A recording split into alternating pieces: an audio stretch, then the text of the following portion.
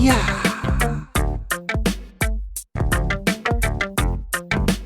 Yeah. So one piece of advice that you have. I'm going to give the Winston Churchill speech, okay?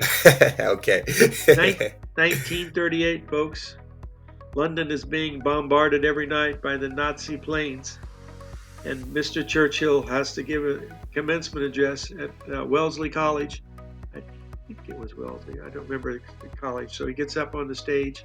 He walks up on the stage and he says to the crowd, "Never, never, never give up."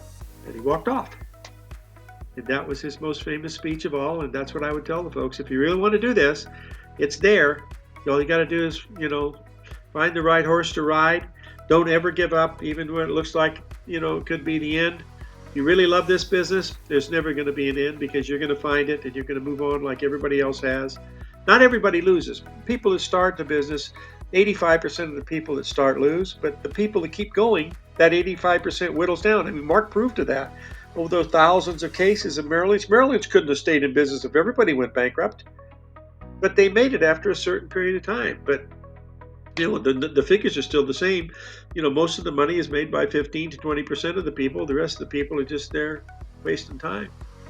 I hope I reach one or two of the people out there because don't ever give up because it's worth every penny. I mean, you can gives you total freedom. I mean, you don't have to work for anybody else. You get up when you want to, go to bed when you want to, do what you want to, live where you want to, travel where you want to, and that's the whole key. Is you don't have to do any of that stuff, and that's the real key.